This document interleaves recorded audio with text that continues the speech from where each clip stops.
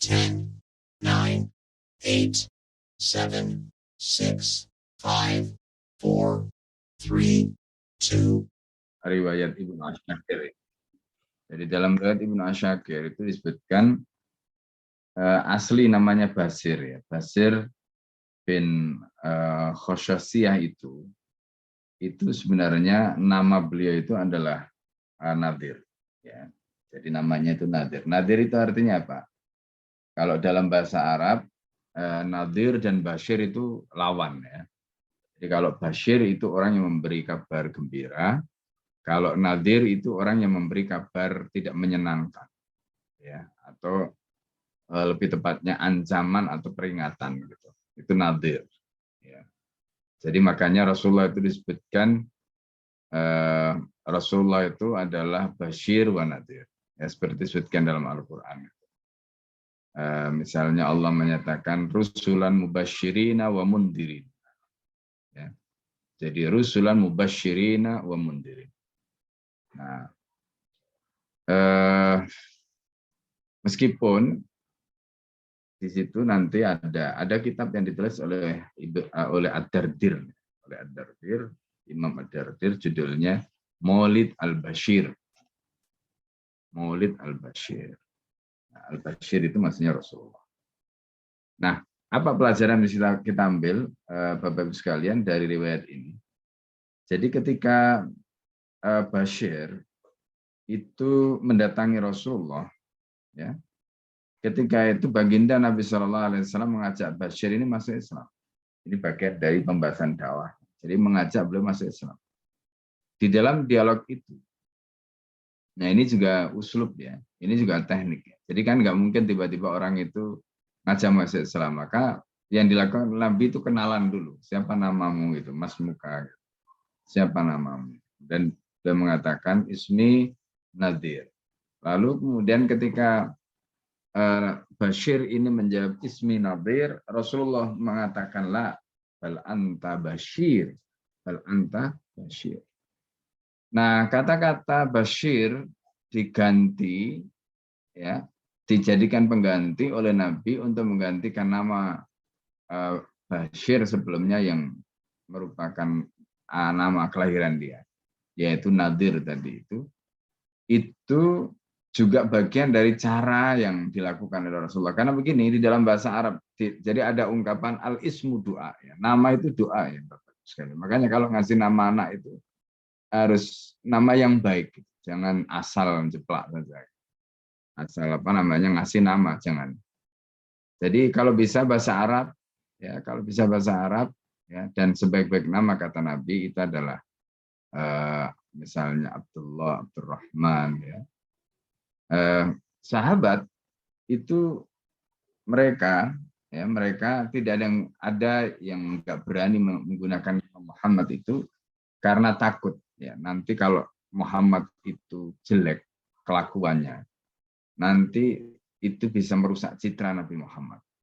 Maka mereka memilih untuk tidak memberikan nama anaknya itu dengan nama Muhammad. Nah, itu para sahabat. Karena saking istilahnya Rasulullah itu di hati mereka itu tidak tergantikan. Jadi karena itu mereka enggan. Umar sendiri itu nggak ada namanya, nama anaknya itu yang Muhammad. Karena itu tadi, nanti takut misalnya anaknya itu melakukan maksiat atau apa, terus itu kan seperti seolah-olah mencederai Rasulullah gitu. Ya, ini penghargaan para sahabat, ya, penghargaan para sahabat. Ya. Nah, termasuk ketika disebut Muhammad itu, karena Nabi Muhammad itu dulu nama Muhammad itu belum pernah dipakai oleh orang Arab sebelumnya. Sebelum Rasulullah itu nggak ada yang pernah pakai nama Muhammad, kecuali pada saat Rasulullah ya, dilahirkan itu pertama kali nama Muhammad itu dipakai. Ya, nah, ini sedikit tambahan ya, sebagai catatan terkait dengan nama Nabi Muhammad. Nah kemudian dalam konteks Bashir tadi itu karena nama Nadir itu jelek, Nadir itu kan jelek. Karena Nadir itu artinya memberi ancaman. Maksudnya apa? Peringatan tentang neraka, azab neraka gitu. Itu kan sebenarnya tidak menyenangkan. Malah dulu itu di kampung saya ya, waktu saya masih kecil-kecil dulu itu, karena orang kampung kan mereka nggak ngerti, pokoknya dengar bahasa Arab namanya dari Quran gitu kan. Macam-macam itu, ada yang namanya musyrikah. Dulu pernah punya teman di sekolah tidak, itu namanya musyrikah. Gitu. Nah, jadi musyrikah kan berarti musyrik ya. Atau ada juga yang asfala safilin. Asfala safilin. Pokoknya ada di dalam Quran. Ya kan tidak semua yang ada dalam Quran itu maknanya baik. Ya kan ada yang asfala safilin, ada yang musyrikah dan semacam. Nah, jadi ini yang diajarkan oleh Rasulullah dari riwayat ini apa? Kalau memberi nama itu yang baik, karena nama itu doa, gitu. Ya, karena nama itu doa. Makanya beri nama yang baik, anak-anak, atau cucunya, atau siapalah gitu yang apa namanya punya hubungan dengan kita. Ya, nah ini. Nah, itu terkait dengan kisah dari Bashir tadi. Terkait dengan bagaimana Bashir tadi. Nah, jadi pertama itu yang bisa kita jadikan sebagai pelajaran. Jadi Rasulullah memang sengaja mengganti namanya Nadir tadi itu dengan Bashir. Nah, itu juga menjadi catatan bagi kita bahwa kalau nama jelek ya gantilah dengan nama yang baik supaya doanya itu baik. Jadi supaya doanya ini. Nah, kemudian yang kedua yang perlu saya sampaikan di sini ya, Bapak sekalian. Jadi Bashir ini kemudian ditempatkan oleh Rasulullah di Sufa. Sufa itu saya mungkin pernah sampaikan. Jadi di Masjid Nabawi itu kalau Bapak masuk Masjid Nabawi dari pintu depan, maksudnya bukan mihrab ya. Jadi bukan mihrab tapi dari apa namanya? Arah istilahnya itu ya depan ya. Apa namanya depan masjid itu. Nah, itu kemudian kalau kita lihat posisi sufa itu adalah ruangan yang dibangun oleh Nabi. Karena pada waktu itu kan negara baru berdiri, terus Nabi belum bisa menyediakan perumahan rakyat itu belum bisa Rasulullah. Nah, yang dilakukan oleh Rasulullah untuk menampung orang-orang yang entah itu tamu, entah itu orang-orang yang tidak punya rumah, misalnya gitu. Itu ya di Sufa itu. Sufa itu sebenarnya tidak bisa kita sebut teras masjid. Jadi ya Sufa itu tempat yang ya dia di depan, jadi bagian depan masjid itu ya yang sekarang posisinya itu ya kalau kita lihat itu di Masjid Lama ya, yang bukan bangunan Masjid Nabawi yang baru ya, di masjid yang lama. Nah, di situ gambaran tentang Sufa. Nah, di Sufa itu Bapak sekalian, dalam satu catatan itu disebutkan ada sekitar 400 sahabat yang tinggal di Sufa. Berarti kan gede ya Sufa. Ada 400 sahabat tinggal di situ. Terus mereka mendapatkan apa namanya ini dari Nabi itu, ya, mendapatkan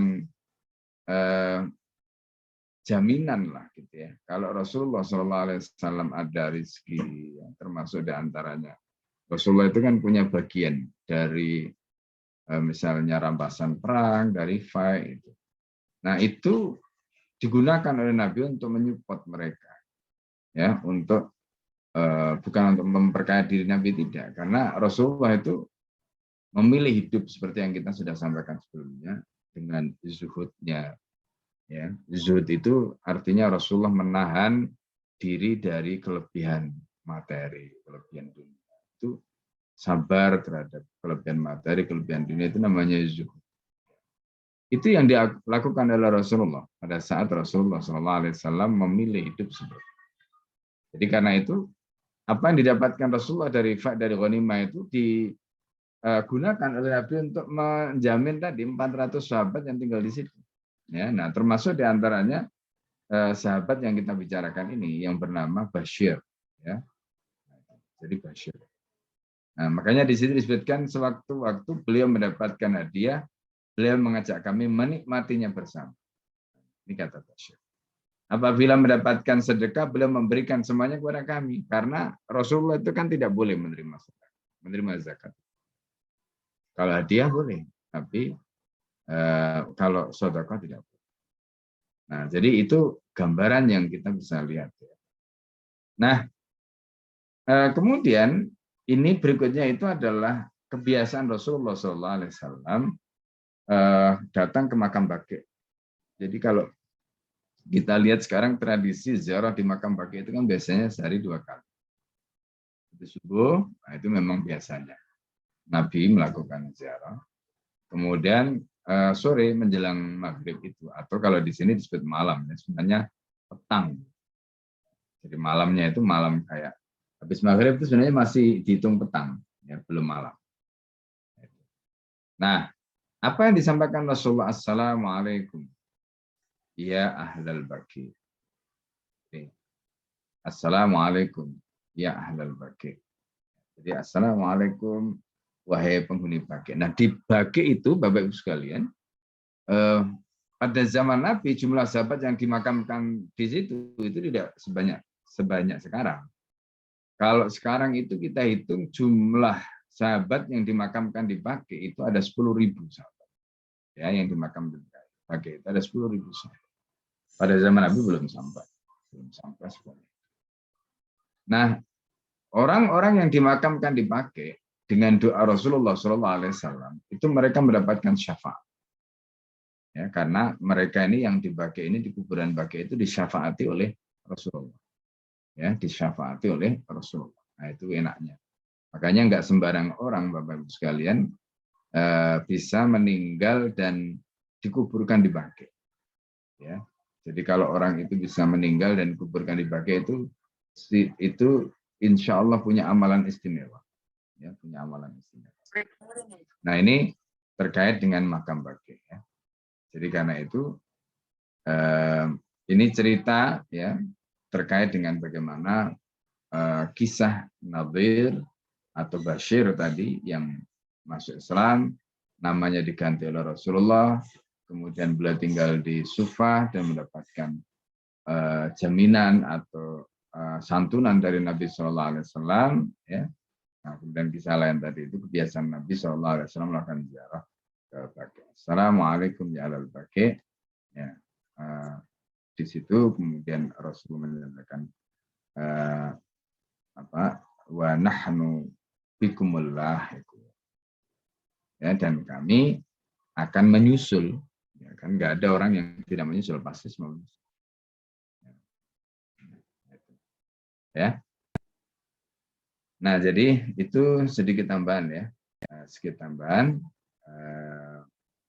terkait dengan apa namanya kisah atau riwayat tentang Bashir al-Khososiyah. Baik, sampai di sini silakan dilanjutkan.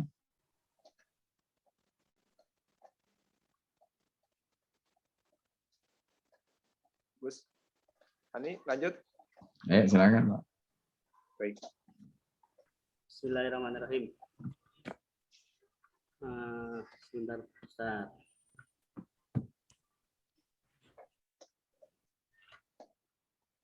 Mendakwahi pribadi musyrik yang menolak Islam. Abu Jahal 1. Baihaqi meriwayatkan dari Mughirah bin Syu'bah yang menceritakan hari pertama aku mengenal Rasulullah SAW adalah ketika aku sedang berjalan bersama Abu Jahal bin Hashim di sebuah lorong di Mekah. Kami bin Hisham. Ya? Bin Hisham. Oh iya. Abu Jahal bin Hisham di sebuah lorong di Mekah. Kami berpapasan dengan Rasulullah SAW, lalu beliau bersabda kepada Abu Jahal, wahai Abul Hakam, marilah menuju Allah dan Rasulnya, aku mengajakmu kepada Allah. Abu Jahal menyahut, hai Muhammad, bisakah engkau berhenti mencela Tuhan kami?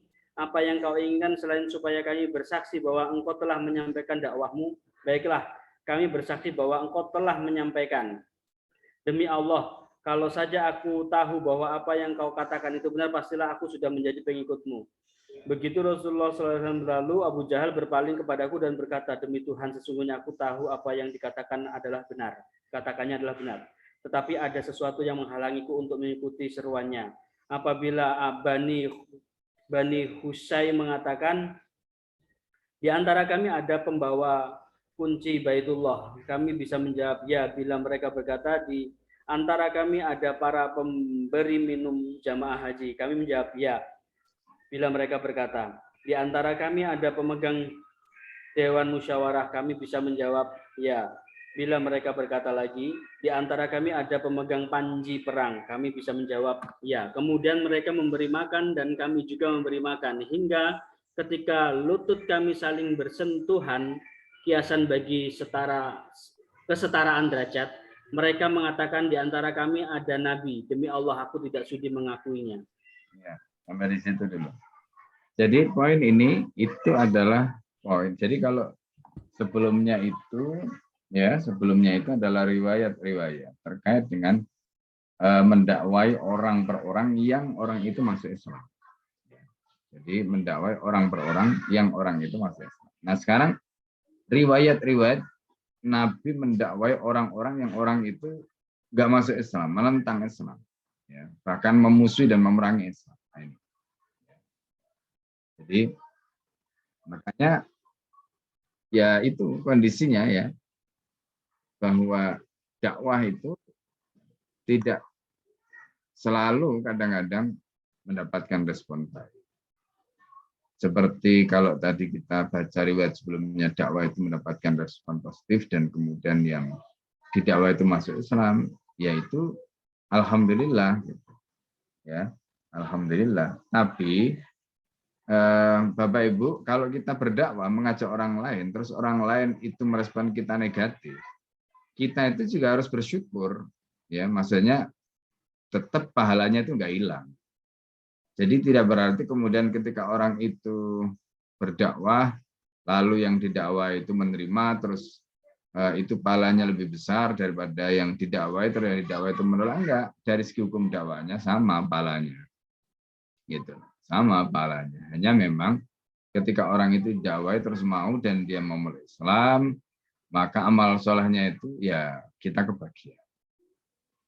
Sementara ketika orang itu kita dakwai dia menolak, terus dia melakukan maksiat, maka maksiat dia itu ya pahala dosanya kembali kepada dia sendiri, ya kita yang penting sudah terbebas dari maksiat dia karena kita sudah berdakwah, kita sudah menyampaikan dakwah.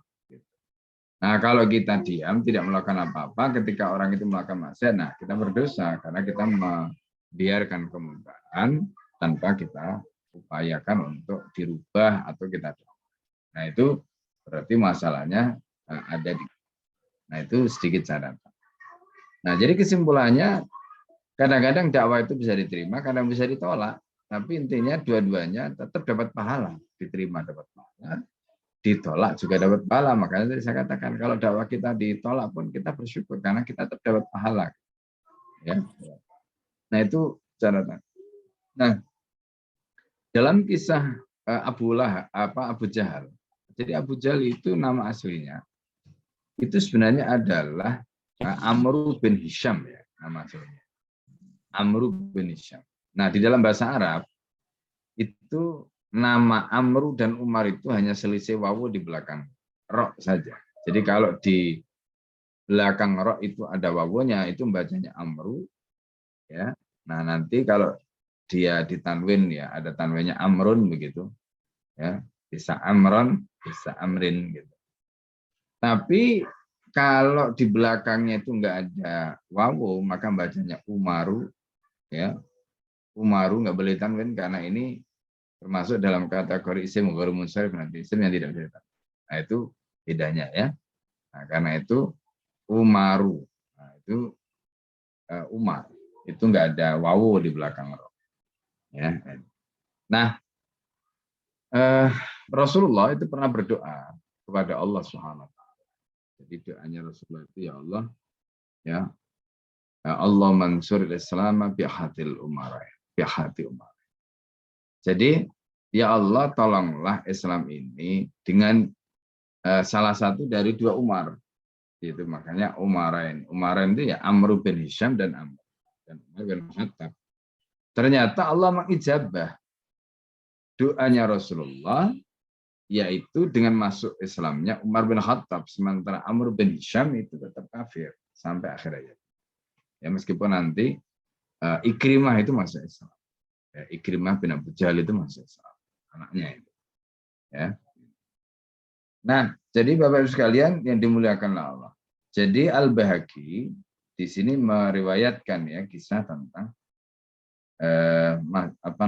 dakwah Rasulullah SAW kepada Abu Jahal. Dakwah Rasulullah kepada Abu Jahal. Dan kemudian bagaimana sikap Abu Jahal? Jadi dalam riwayat tadi disebutkan Abu Jahal itu ngerti sebenarnya. Jadi Abu Jahal mengatakan, wahai Muhammad, kalau seandainya dakwamu itu benar, pasti akan mengikutimu. Kemudian di belakang dia bilang, padahal aku tahu dakwanya itu benar. Cuma ada sesuatu yang menghalangi sehingga Abu Jahal itu nggak mau masuk Islam. Nah ini kalau dalam bahasa psikologi itu, ini ada yang disebut gharizatul baqa. Orang itu punya ego. Kan orang itu punya ego. Nah ini sedikit ya Bapak Ibu sekalian saya tambahkan. Nah kita itu sebenarnya juga sama di dalam diri kita itu begitu. Maka di dalam kitab ya Idatus Sabirin wa Dakhiratus Syakirin itu Al-Hafidh Al-Allamah Al-Hafidh Ibnu Qayyim Al-Jauziyah itu menceritakan ya. Jadi kita itu sebenarnya 24 jam itu kan sedang bertarung melawan setan. Ya, berperang melawan setan. Nah, siapa yang menang melawan setan tadi? Nah, kadang-kadang kita itu tidak bisa menang 24 jam itu. Mungkin ada sekian jam yang kita bisa menang, sekian jam kita kalah. Nah, itu setiap hari terjadi seperti itu. Ya, Bapak Ibu sekalian. Setiap hari terjadi seperti itu. Nah, karena itu yang harus kita lakukan apa? Ya sabar. Itu senjatanya. Mengalahkan setan itu ya sabar.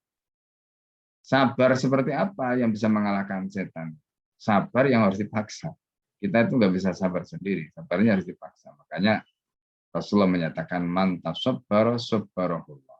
Jadi kalau orang itu berusaha sabar, ya mati-matian dia berusaha sabar, ya karena sabar itu kan bisa dijelaskan oleh Ibnu Qayyim Al-Jauziyah itu dengan kalimat begini. Sabar itu apa sih? Habsun nafsi, ya, anil jaza.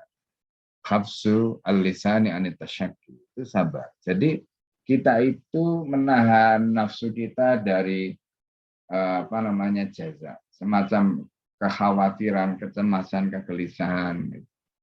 Itu sabar. Begitu juga kita menahan lisan kita dari tidak mengeluh, itu juga sabar. Nah, kalau kita tidak bisa menahan begitu, setan datang, setan masuk. Setan masuk. Nah, ketika setan masuk, di situ pertempuran antara kita dengan setan tadi itu terjadi, maka kita juga harus paham bagaimana caranya setan ini kita kalah. Maka kita harus hadapi dulu bala tentaranya setan, junudus syayatin. Tentara-tentara setan terus kita kalahkan. Kalau kita bisa mengalahkan tentaranya setan, maka kita akan bisa mengalahkan setan. Gitu. Jadi kita itu kalau bisa mengalahkan tentaranya setan, kita akan bisa mengalahkan setan. Nah, dalam konteks ya Bapak Ibu sekalian yang dimuliakan Allah, ya. Jadi di dalam diri kita itu selalu ada itu. Makanya Abu Jahal itu ketika diajak dia tahu tapi dia nggak mau gitu. Itu setan sebenarnya. Sama seperti kita kan begitu. Kadang-kadang kan kita diajak ngaji malas, kita diajak ini malas. Nah itu setan sebenarnya. Nah makanya cara melawannya adalah dengan apa? Dengan tasabar, ya, dengan berusaha sabar. Kita belajar sabar. Itu sebenarnya caranya seperti itu. Nah sabar itu kan ada yang sifatnya fisik ya, kemudian disebut dengan sabrun badani. Nah, ada yang sabar yang sifatnya non fisik, gitu. Sabrun nafsani. Nah, jadi sabar melawan malas, sabar melawan entar-entar ya, sabar melawan macam-macam ya. Itu sabar, termasuk sabar melawan ego. Ya, sabar melawan ego. Itu sabar juga. Nah, dan itu termasuk sabar nafsani yang ikhtiari karena itu bisa kita pilih. Kita mau ikuti maunya ego kita ataukah kita lawan. Nah, makanya ada nasihat Ibnul Qayyim yang lain di dalam kitabnya Ighatsatul Lahfan min Masaidi Syaitan. Ada, Masya Allah ya, nasihat yang luar biasa. An-nafsu kasyarikil khawan. Nafsu itu ya tempat kita nih ya, hati kita itu. Ya, itu seperti partner bisnis kita, khawan yang berkhianat. Kata beliau, fa'idha lam tuhasibhu. Kalau kamu tidak muhasabah, kalau kamu tidak kontrol, kalau kamu tidak lawan nafsu kamu itu. Jadi kita itu kan kalau punya partner bisnis kayak gitu, laporan nggak pernah diminta, ya udah, nanti lama-lama investasinya habis. Nah, itu kata Ibnul Qayyim al-Jauziyah. Nah, nafsu juga begitu, kalau nggak pernah dipersoalkan, kalau nggak pernah kita muhasabah, kalau nggak pernah kita lawan, dia akan terus. Ya, maka beliau katakan fa'idha lam tuhasibhu dhahaba bimalika. Dia akan membawa lari hartamu. Nah, kalau bisnis yang dibawa lari harta, kalau iman, kalau dalam konteks setan tadi yang dibawa lari apa? Iman kita, amal soleh kita. Nah, jadi karena itu bagaimana caranya? Nafsu itu harus kita muhasabah. Harus kita ingatkan. Nafsu itu harus kita kontrol. Nafsu itu harus kita bahkan kita lawan. Itu caranya. Nah, kisah Abu Jahal tadi itu yang pasti dia sudah tahu ya Islam itu benar, tapi dia nggak bisa melawan nafsunya sehingga dia kalah. Dan ingat, hidayah itu diciptakan oleh Allah ya dengan dua jalannya. Gitu loh. Orang kalau mencari hidayah lewat jalan yang Allah ciptakan pasti akan dapat. Kalau orang nyari hidayah tapi dia nggak mau melewati jalannya Allah, ya pasti nggak akan dapat ya. Nah, itu masalahnya. Nah, karena itu kisah Abu Jahal tadi bisa menjadi pelajaran bagi kenapa orang yang tahu kebenaran kok dia menolak. Nah, itu sama seperti kalau kita lihat dari ini, ya kan? Banyak orang-orang Islam yang menentang Islam, menentang syariat Islam, ya, termasuk mempersoalkan hukum-hukum syariat yang sudah pakem. Nah, itu karena tadi dia tidak bisa melawan nafsunya. Dia tidak bisa melawan nafsunya. Kalau dia bisa melawan nafsunya, maka insya Allah dia akan selamat. Nah, ini pelajaran yang bisa kita ambil dari kisah Abu Jahal tadi. Jadi Abu Jahal itu bukan nggak ngerti. Dan dia disebut jahal itu bukan karena dia bodoh. Dia ngerti. Dia bisa baca, dia bisa nulis. Abu Jahal itu. Ya, tapi kenapa kok disebut Abu Jahal? Ya karena tindakannya itu. Jadi karena tindakannya itu yang bodoh. Nah, itu makanya disebut bapak kebodohan. Ya. Nah, itu ya Bapak-Ibu sekalian yang perlu kita pahami dari riwayat Nabi. Jelas ya? Silakan bisa dilanjutkan lagi Walid bin Mughirah. Bisa Walid bin Mughirah. Bismillahirrahmanirrahim.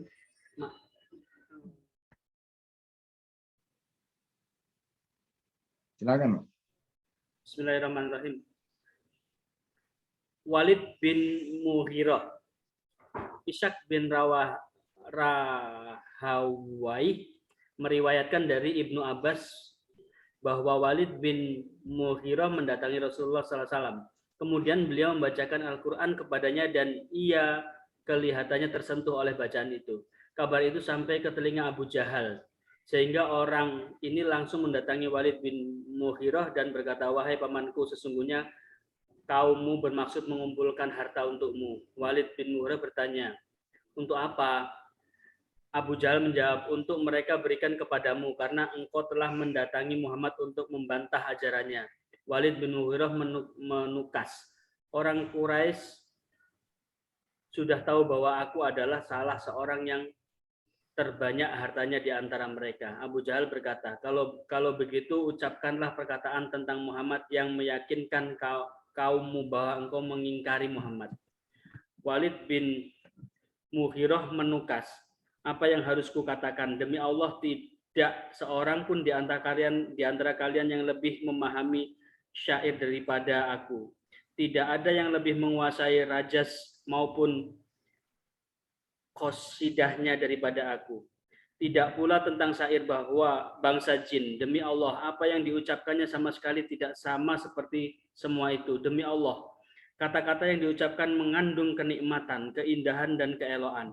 Bagaikan pohon yang bagian pucuknya berbuah dan bagian bawahnya lebat.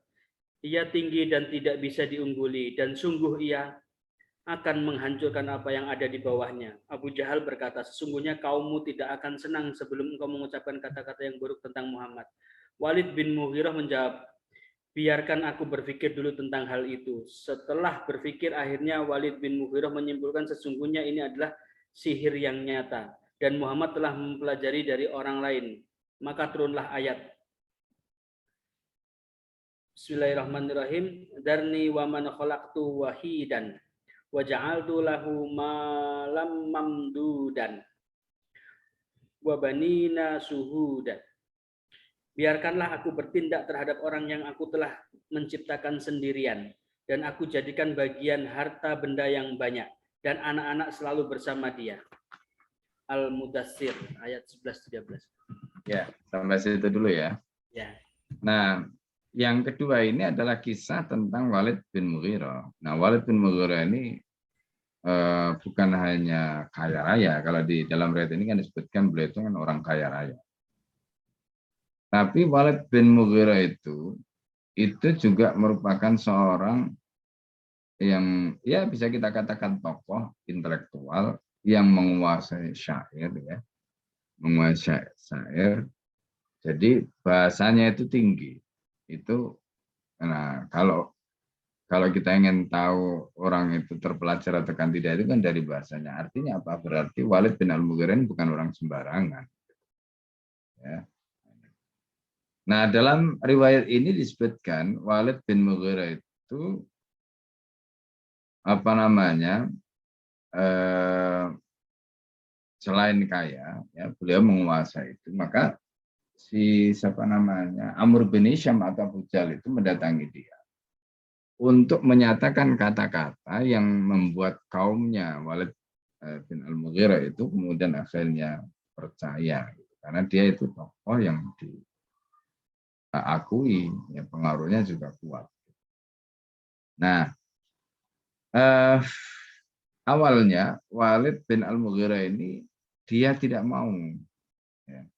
Karena dia tahu ya ini intinya yang seperti tadi kita sudah sampaikan. Jadi mereka itu semuanya tahu bahwa apa yang disampaikan Nabi, terutama Al-Quran tadi itu bukan kata-kata manusia, itu bukan kata-kata biasa.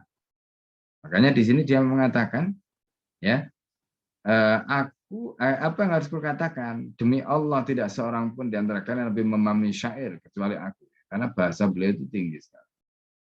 Tidak ada yang lebih menguasai rojas. Rojas itu apa namanya? Jenis. Ya. Jadi gubahan. Jadi itu kalau dalam ilmu istilahnya arut dan qawafi. Jadi nanti arut dan qawafi itu salah satu pelajaran bahasa dalam bahasa Arab untuk mempelajari syair. Gitu. Jadi bagaimana menyusun syair itu awalan akhirannya yang pas dan sebagainya itu namanya bakhar, menggunakan bakhar. Ada bakhar rojas.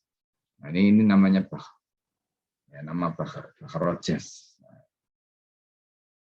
Maupun qasidahnya ya. Jadi mau rojas mau qasidah itu aku lebih tahu daripada kalian kata.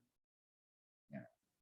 Tidak pula tentang syair jin karena jin itu juga mereka bersyair. Demi Allah katanya, apa yang diucapkan Muhammad itu sama sekali tidak seperti itu, bukan syairnya jin, bukan mengikuti rojas dan sebagainya, tidak kata dia.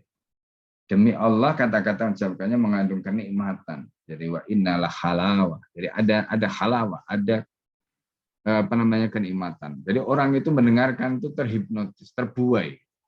Makanya coba kalau kita mendengarkan orang baca Al-Quran kadang kita nggak ngerti saja. Itu kalau bacaannya misalnya menggunakan katakanlah ya lagu ya seperti ya, kalau dalam lagu itu kan ada model bayati, soba macam-macam itu ya. Nah, itu kalau dilakukan kan biasanya enak gitu. Ya. Nah, kita itu nggak ngerti maknanya saja, itu seringkali mendengar bacaan itu langsung merinding. Apalagi kalau ngerti makna. Nah, Walid bin Al-Mughirah itu ngerti itu. Ya, makanya kata dia wa inna la halawah. Jadi ini betul-betul manis sekali, ibarat kalau rasa itu, kalau buah itu Masya Allah, lezat. Ya. Dan ini bukan kata-kata manusia biasa, bukan kata-kata manusia biasa. Makanya sampai dia gambarkan itu bagaikan pohon yang bagian pucuknya berbuah, di bagian bawahnya lebat. Ya, ia tinggi dan tidak bisa diungguli, dan ia menghancurkan apa yang ada di bawahnya. Itu kata-kata Walid bin Al-Mughirah. Maka kemudian Abu Jahal terus membujuk, Abu Jahal terus merayu, ya, supaya dia menyatakan kata-kata yang didengarkan oleh kaumnya dan kaumnya percaya. Nah, diantaranya ini kemudian tuduhan dia itu sungguh ini adalah sihir. Jadi kalau tadi itu syair kan ditolak karena dia ngerti. Ya, akhirnya terjadi ciptakan isu, oh Quran ini sihir. Muhammad telah mempelajarinya di orang lain. Tapi kemudian dibantah oleh Allah dalam surat Al-Mudaththir. Surat Al-Mudaththir ini termasuk surat yang awal turun, ya, setelah surat Al-Alaq. Nah, bunyinya itu apa? Darni, ya, biarkanlah aku waman khalaqtu wahidah bertindak terhadap, ya, orang-orang yang apa namanya? Jadi biarkanlah aku sendiri bertindak, ya, terhadap siapa? Orang-orang yang telah aku ciptakan. Wa ja'altu lahu malan mamduda, dan aku jadikan baginya harta yang baik. Apa harta yang banyak? Mamdudan. Di sini cerita tentang Walid bin Al-Mughirah karena dia hartanya banyak tadi. Wa banina syuhuda, dan anak-anak yang selalu bersama dia. Nah, jadi karena itu nanti anaknya Walid bin Mughirah ini akhirnya masuk Islam. Ya, anaknya Walid bin Al-Mughirah ini kemudian nanti akhirnya masuk Islam. Nah, jadi ini apa namanya? Jawaban Allah di dalam surat Al-Mudaththir ayat 11 sampai 13 untuk menjawab tujuan-tujuan bohongnya Walid bin Al-Mughirah. Ya. Ya.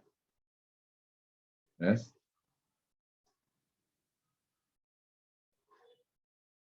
silakan. Mendakwai dua orang sekaligus. Ibnu As'ad meriwayatkan dari Abu Ubaidah bin Muhammad bin Ammar. Ia menceritakan kisah dari Ammar bin Yasir. Aku bertemu dengan Suhaib bin Sinan di pintu rumah Arkam, sementara Rasulullah SAW ada di dalam. Maka bertanyalah aku kepada Suhaib, apa yang kau inginkan? Suhaib balik bertanya, engkau sendiri apa yang kau inginkan? Aku menjawab, aku ingin menemui Muhammad dan mendengarkan perkataannya. Suhaib berkata, aku pun demikian. Maka kami bersama-sama menemui Rasulullah yang kemudian memperkenalkan Islam kepada kami. Akhirnya kami masuk Islam. Hari itu kami tinggal di sana sampai petang. Lalu keluar dengan sembunyi-sembunyi. Keislaman Ammar dan Suhaib terjadi setelah lebih dari 30 orang lelaki. Ya, ini kisah kalau tadi itu dakwah Nabi kepada orang per orang. Ya. Yang pertama tadi itu diterima, yang kedua tadi ditolak. Nah, sekarang dakwah Nabi kepada dua orang. Nah, dalam riwayat ini disebutkan itu sebenarnya bukan Ibnu As'ad ya, Pak. Ya, Pak ya. Ya, Bu, ya. Itu yang benar adalah Ibnu Sa'ad sebenarnya. Ya. Itu S-nya kebalik. Bukan As'ad tapi Ibnu Sa'ad, ya. Ibnu Sa'ad ya. Ya, Ibnu Sa'ad. Itu kitabnya di bawah itu sudah benar At-Tabaqat Al-Kubra. Kalau At-Tabaqat Al-Kubra itu Ibnu Sa'ad, bukan Ibnu As'ad. Ya. Nah, kemudian dalam riwayat tadi itu disebutkan, ya, dalam riwayat tadi itu disebutkan. Jadi Ammar bin Yasir itu menemui Rasulullah sebenarnya itu di rumah Al-Arqam. Jadi karena dulu itu kan orang-orang masuk Islam itu kan dikumpulkan di rumah Al-Arqam bin Abil Arqam, sehingga ada istilah Darul Arqam bin Abil Arqam yang kemudian dipakai oleh teman-teman di Muhammadiyah, ya, untuk bikin kegiatan biasanya Ramadan atau apa itu kan ada istilah Darul Arqam. Nah, Darul Arqam itu adalah rumah miliknya Al-Arqam bin Abil Arqam. Jadi posisinya itu ada di lereng Bukit Sofa, ya, sebelah dalam Masjidil Haram. Kalau sebelah luarnya itu kan Bukit Sofa itu nanti ke arah hotel apa namanya Zam-Zam Tower itu. Kalau sebelah kanannya itu arahnya tadi itu, jadi lereng sebelah kanan itu, disitulah rumah Al-Arqam bin Abil Arqam yang digunakan Rasulullah untuk menjadi semacam pos lah gitu ya, markas pembinaan. Jadi ketika itu jumlah yang masuk Islam belum sampai 30 ya. Jadi dalam riwayat Ibnu Hisham ya, dalam Sirah Nabawiyah ya, karya Ibnu Hisham itu, ketika Rasulullah hijrah ke Madinah, jumlah kaum muslimin yang masuk Islam ya, jumlah orang non muslim yang masuk Islam itu kurang lebih sekitar 40. Jadi kurang lebih sekitar 40. Nah, terkait dengan ini ya, jadi tadi itu kisahnya Ammar bin Yasir datang ke rumah Al-Arqam bin Abil Arqam. Ternyata di sana ketemu dengan Suhaib bin Sinan. Suhaib bin Sinan ini ya, kalau nggak salah itu Suhaib Ar-Rumi. Nah, Ar-Rumi itu julukan karena rambutnya pirang. Ya, karena rambutnya pirang, ada mengatakan begitu. Atau ada mengatakan Ar-Rumi itu karena memang aslinya dari Romawi. Ya, wilayah Syam ya, dan sebagainya. Itu. Nah, Suhaib ini dia datang dari luar masuk ke Mekah itu untuk dagang. Ya, untuk dagang, dan kemudian akhirnya berhasil dia. Ya, sukses. Ya, meskipun nanti ketika hijrah itu ditinggal semua tadi. Nah, jadi sampai Rasulullah mengatakan qad aflaha Suhaib, qad aflaha Suhaib. Sungguh beruntunglah Suhaib, beruntunglah Suhaib, beruntunglah Suhaib. Kata Nabi begitu, karena beliau itu sanggup meninggalkan hartanya, kemudian hijrah ya ke Madinah, nggak ada harta yang dibawa. Karena ketika itu diancam oleh orang Quraisy, kalau kamu dulu datang ke sini nggak bawa apa-apa, tiba-tiba kamu mau keluar lagi balik, ya harta yang kamu dapatkan dari sini kamu bawa. Kata mereka, jangan. Kalau kamu meninggalkan Mekah silahkan, tapi tinggalkan. Akhirnya terus dia tinggalkan karena dia memilih untuk hidup bersama Rasulullah. Maka Rasulullah ketika tahu di Madinah itu, langsung Suhaib itu mendapatkan apresiasi, penghormatan dari Nabi. Nabi mengatakan tadi, ya, qad aflaha Suhaib, qad aflaha Suhaib. Jadi beruntunglah Suhaib, beruntunglah Suhaib, beruntunglah Suhaib. Nah, jadi dua orang ini masuk Islam di dalam kesempatan yang sama. Di mana masuk Islamnya mereka? Di rumahnya Al-Arqam bin Abil Arqam. Jadi di rumahnya Al-Arqam bin Abil Arqam. Nah, yang tempatnya tadi kita sudah sebut, ya. Silakan diteruskan. Mendakwai sekelompok orang. Ibnu Jarir meriwayatkan dari Ibnu Abbas bahwa Utbah bin Saibah, dua putra Abu Surfah bin Harb, dan satu lagi dari Bani Abdid Dar, kemudian Abu Turi, saudara Bani Asad, Aswad bin Abdul Muthalib bin Asad, Zama'ah bin Aswad, Walid bin Mughirah, Abu Jahal bin Hisham, Abdullah bin Umayyah bin Halaf, Ash bin Wa'il, Nurbaih, dan Munabbih, dua putra Hajjaj As-Suhaimi, atau sebagian dari mereka. Setelah mentari terbenam, berkumpul di belakang Ka'bah. Mereka bicara satu sama lain, suruhlah seorang menemui Muhammad, ajak ia bicara dan bantahlah, sehingga kalian bisa mencari penyelesaian dan alasan untuk tidak menerima seruannya. Mereka mengirim utusan kepada Rasulullah untuk menyampaikan bahwa para pemuka kaumnya telah berkumpul untuk berbicara dengannya. Dengan bergegas Rasulullah mendatangi mereka karena mengira bahwa mereka telah melihat suatu yang baik untuk menerima Islam. Beliau sangat berharap mereka mau beriman. Ingin sekali mereka mendapatkan hidayah, dan mereka berat membayangkan kehancuran mereka. Dan merasa berat membayangkan kehancuran mereka. Setelah beliau duduk di dekat mereka, berkata mereka, "Wahai Muhammad, kami mengirim utusan kepadamu agar kami memaafkanmu. Demi Allah, belum pernah kami mengenal seorang lelaki yang menimpakan kepada kaumnya seperti apa yang kau timpakan kepada kaummu. Engkau mencaci maki nenek moyang kita, engkau menghina agama kita, engkau menganggap bodoh kami semua, engkau mencerca Tuhan kami, engkau memecah belah persatuan kami. Demi Tuhan, tiada satu keburukan pun yang tidak kau lakukan di antara kami dan dirimu. Kalaulah engkau bawa semua cerita ini untuk mencari harta semata, kami akan menghimpun harta kami untukmu supaya engkau menjadi orang terkaya di antara kami. Seandainya yang kau cari adalah kemuliaan dan kedudukan di antara kami akan mengangkatmu sebagai pemimpin kami. Jika yang kau hendaki adalah tahta, kami akan menobatkan engkau sebagai raja kami. Bila apa yang kau lakukan adalah akibat pengaruh jin, kami akan membelanjakan harta kami demi mencari tabib yang bisa menyembuhkanmu atau kami memaafkanmu."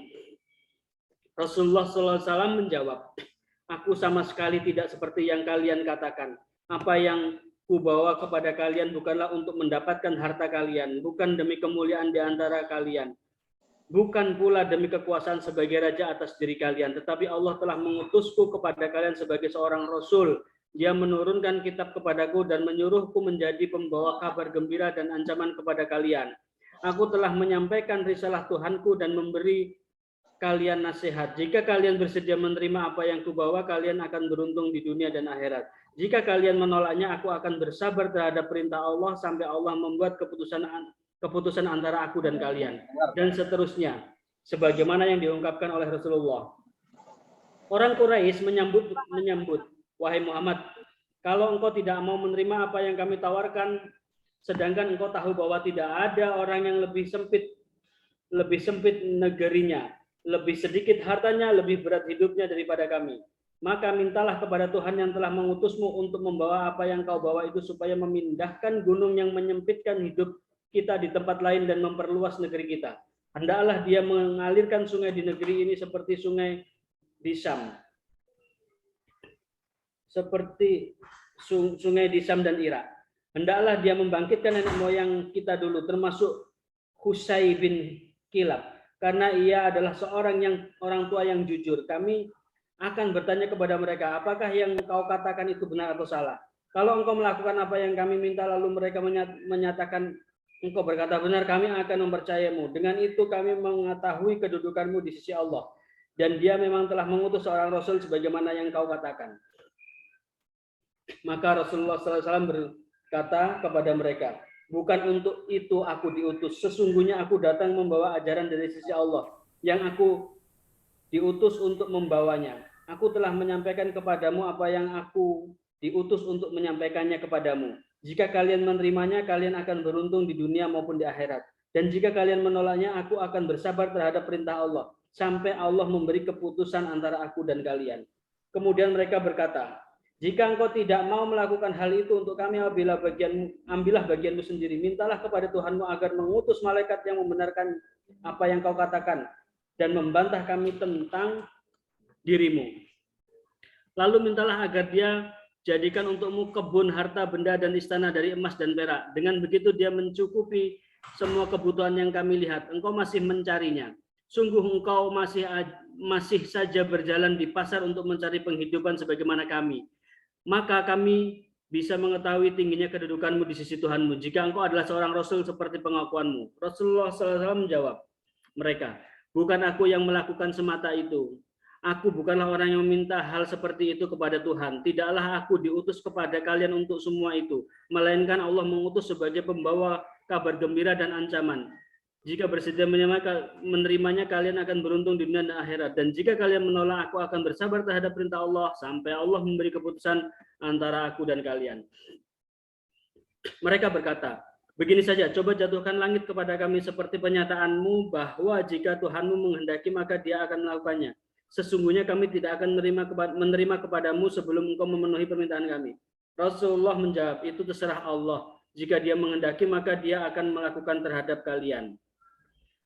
Lalu berkata mereka, wahai Muhammad, bukankah Tuhanmu tahu bahwa kami akan duduk bersamamu dan lalu bertanya kepadamu tentang apa yang kami tanyakan tadi dan meminta kepadamu apa yang kami minta tadi, maka bukankah dia akan datang kepadamu mengajarkan apa yang akan kau katakan kepada kami dan memberitahumu apa yang akan dia lakukan pada diri kami jika kami tidak menerima apa yang kau bawa kepada kami. Sesungguhnya kami telah mendengar bahwa mengajarkan ini semua kepadamu adalah seorang laki-laki dari Yammah yang bernama Ar-Rahman.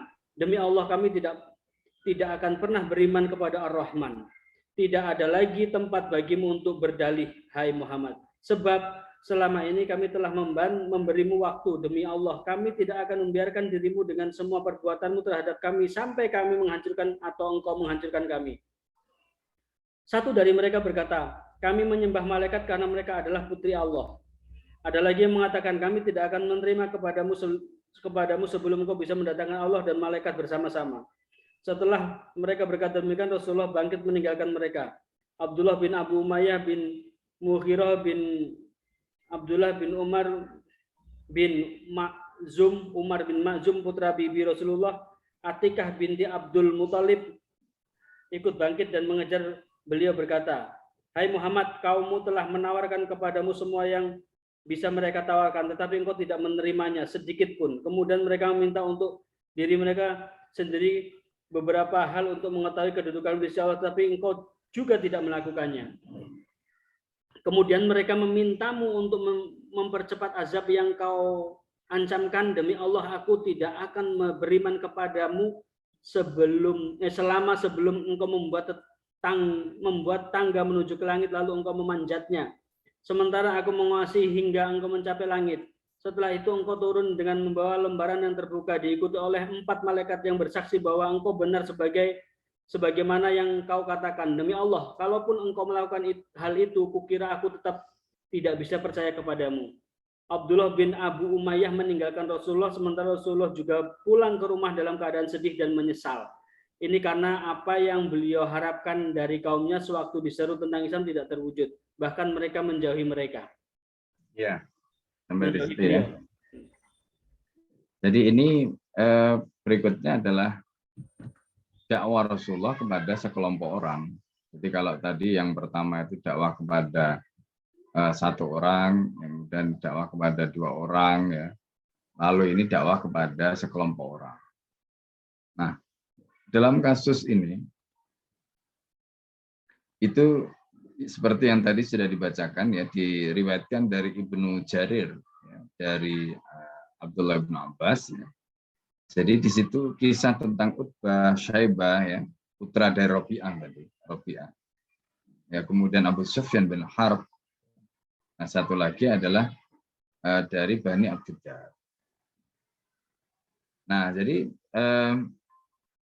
Bapak Ibu sekalian yang dimuliakan Allah, di dalam kisah ini, nah ini yang sebenarnya pelajaran apa yang bisa kita ambil dari riwayat tadi. Jadi gini, orang kafir itu sebenarnya mereka bukan tidak tahu ajaran Nabi itu benar. Tahu, seperti tadi sudah kita jelaskan di riwayat-riwayat sebelumnya. Abu Jahal tahu, kemudian Walid bin Al-Mughirah tahu, semua tahu. Ya. Apa yang disampaikan Rasulullah itu benar, apa yang disampaikan Rasulullah itu tidak salah. Ya. Tapi karena mereka itu kalah dalam perang melawan setan, maka akhirnya apa yang terjadi? Mereka itu ya jadi pengikutnya setan. Ya.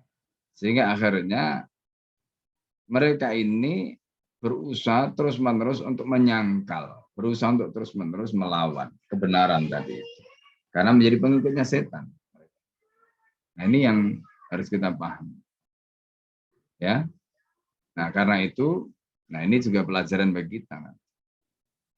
Jadi ketika kita perang melawan setan, itu sebenarnya bukan hanya melawan setannya, tapi melawan para pengikutnya juga.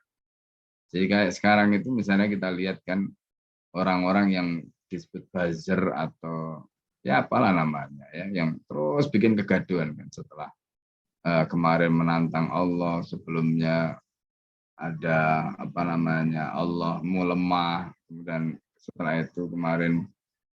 Jadi hampir setiap hari kita disebutkan begitu. Nah, mereka ini adalah junudus syayatin kalau dalam bahasa Al-Qayyim itu ya. dalam kitab Iddatus Sabirin. Mereka itu adalah junudus syayatin, tentara-tentaranya setan. Jadi kalau kita nembak mereka itu sama saja dengan nembak setan.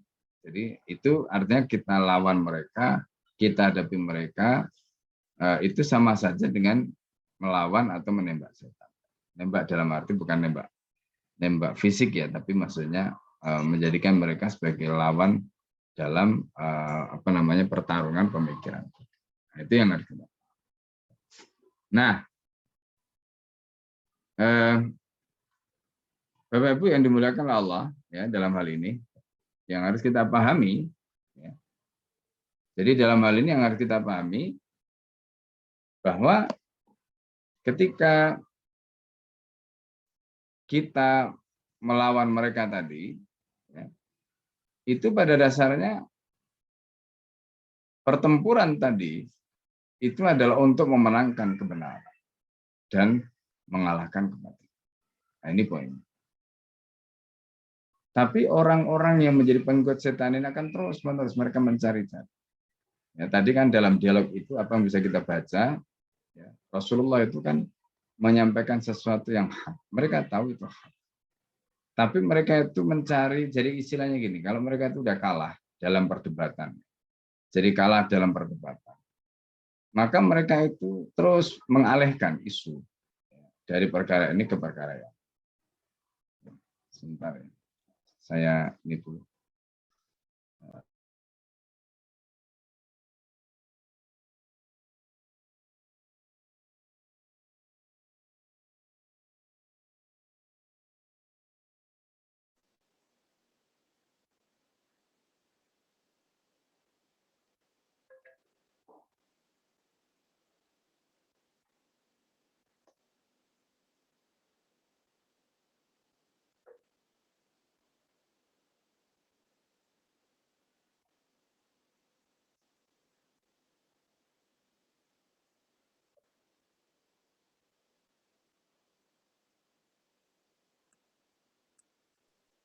Jadi ngeyelnya parah ya.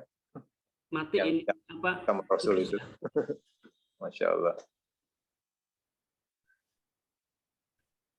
Itu kalau kita dakwahin orang MTR ngeyelnya kayak gitu repot ya? Nah, berarti kalau ada yang seperti itu kita santai aja. Santai aja.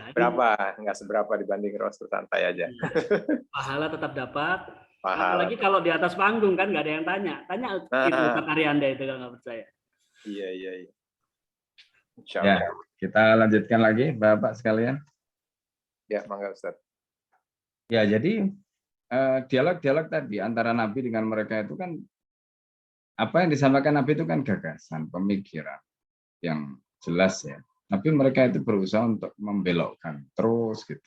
Ya, bukan pada substansi. Ya, misalnya seperti tadi ya, kan seruan dakwah Nabi itu kan dakwah kepada tauhid, mengajak mereka menyembah Allah. Terus apa hubungannya misalnya di situ misalnya mereka bahkan nantang suruh mendatangkan adab, suruh menumpahkan gunung dan sebagainya. Itu kalau dituruti beneran sama Rasulullah habis juga mereka itu. Ya kan? Nah, di sini di satu sisi itu pelajaran yang luar biasa yang kita pelajari dari sirah Nabi itu bagaimana lapangnya hati Nabi. Jadi seandainya apa yang diminta Nabi itu boleh dikatakan pasti akan dijawab oleh Allah. Tapi dalam hal ini Nabi tidak segampang itu gitu. Karena Nabi itu berpikirnya panjang. Ya, berpikirnya panjang. Nah, ini juga penting. Dakwah itu seorang pengemban dakwah itu tidak boleh berpikir jangka pendek. Kadang-kadang perlu waktu, kesabaran. Rasulullah itu Masya Allah.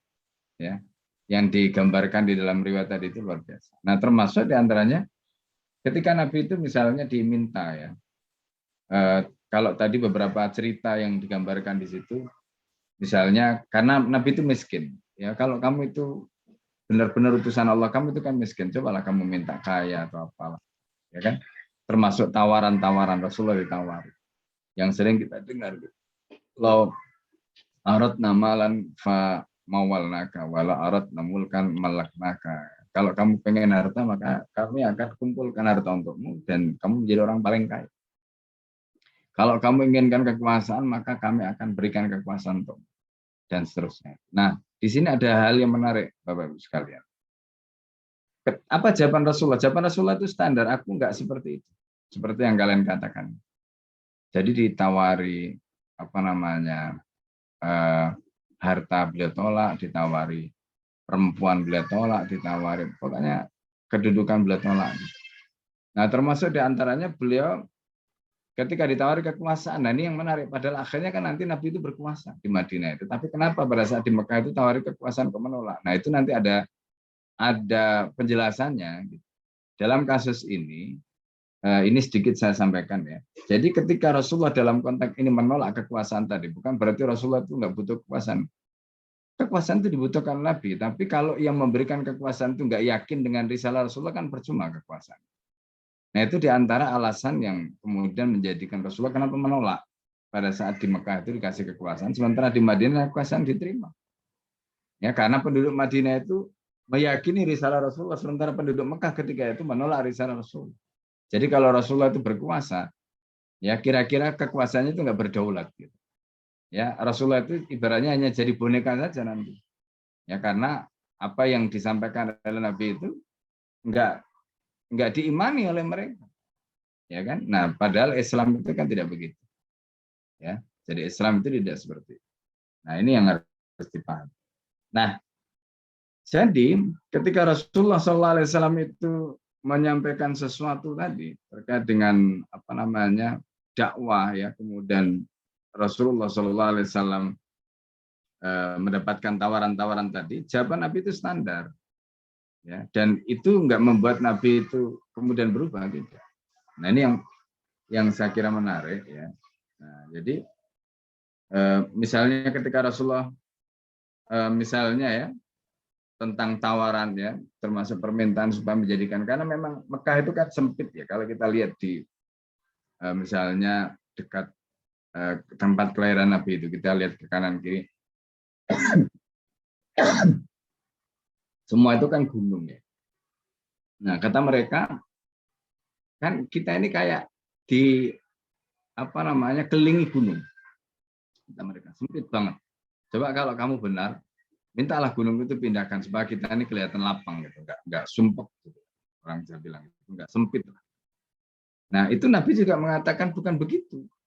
Ya, itu apa namanya bukan untuk itu aku diutus oleh Allah. Nah, ini kan juga sebenarnya menarik ya. Misalnya kadang-kadang kan kita dakwah, kamu itu ngomong doang gitu. Buktikanlah misalnya, bikin apalah untuk kita, kan kadang-kadang kita itu dipojokkan begitu. Wong dakwah hanya bisa ngomong doang. Kita nggak butuh omongan, kita butuh misalnya fakta misalnya gitu. Nah, itu jawabannya yang diberikan Rasulullah tadi. Rasulullah itu juga ngalami begitu dakwah. Nah, kita itu jangan terjebak karena dakwah itu pemikiran sebenarnya. Kalaulah kemudian kita melakukan hal-hal yang sifatnya fisik, itu bukan tujuan. Ya, itu jangan lupa. Karena ya saya sendiri pengalaman ya ketika kita berdakwah di mana-mana menyampaikan gagasan dengan mendirikan misalnya seperti sekarang kita membangun pesantren. Ya, pesantren itu sehebat apapun tetap aja istilahnya jangkauannya juga terbatas. Ya. Meskipun ya di situ kita bisa mencetak banyak orang. Tapi dibanding dengan misalnya kita katakanlah nggak membuat begini terus langsung kita jalan ya dengan gagasan tadi ke sana kemari itu kalau ibarat kecepatan, maka kecepatan tadi itu lebih cepat ya, karena kita nggak berpikir bagaimana membangun ini, bagaimana membangun itu dan sebagainya ya. Meskipun ya tadi ya kalau kita bicara dalam konteks apa namanya wasilah dan sebagainya ya secara pribadi itu penting ya, karena ada hal-hal yang ternyata kita tidak bisa lakukan ya, kecuali dengan misalnya wadah ya. Jadi misalnya dulu Nabi itu kan punya Darul Arqam untuk membina kepribadian para sahabat itu. Ya mulai di situ ya apa namanya digembleng Rasulullah di situ. Nah, kalau kita nggak punya tempat ya untuk melakukan penggemblengan tadi itu juga susah memang. Nah, apalagi kalau sudah tua-tua kan gitu. Kita sudah banyak istilahnya banyak toksit di dalam diri kita ini. pemikirannya banyak toksiknya, dan lain-lain juga begitu. Nah, itu lebih berat lagi, ya, lebih berat lagi. Nah, makanya di zaman dulu kalau kita lihat di misalnya Mesir, di beberapa tempat yang lain itu banyak ulama-ulama itu kemudian mendirikan wadah-wadah begitu karena itu menjadi sarana mereka. Jadi selain untuk menjaga ilmu, membangun peradaban tadi itu, ya, dalam konteks kalau itu kita koneksikan dengan dakwah, jadi itu juga bagian dari dakwah yang luar biasa yang kemudian mereka lakukan. Karena itu kemudian ilmu tadi terjaga. Nah, tapi itu bukan tujuan gitu. Itu hanya salah satu sarana. Jadi kalau itu pun tidak ada, nggak ada masalah, masih bisa ya menggunakan fasilitas yang lain. Kalau nah ini contoh-contoh ya. Jadi bagaimana ada pertanyaan begini direspon Rasulullah begini jawabannya. Nah, jadi itu juga memberi pelajaran bagi kita. Karena kita di dalam dakwah itu seringkali menghadapi tantangan atau challenge ya. Seperti itu. Nah, jadi bagaimana cara kita menjawab ini tadi jawabannya. Ya, Rasulullah disuruh membelah langit ya. Kemudian ada tangga dari bumi naik ke langit, terus nanti balik lagi malaikat turun mengapit dan sebagainya. Ya, jadi hal-hal yang aneh-aneh itu mereka minta tujuannya adalah untuk meruntuhkan kepercayaan kepada Nabi.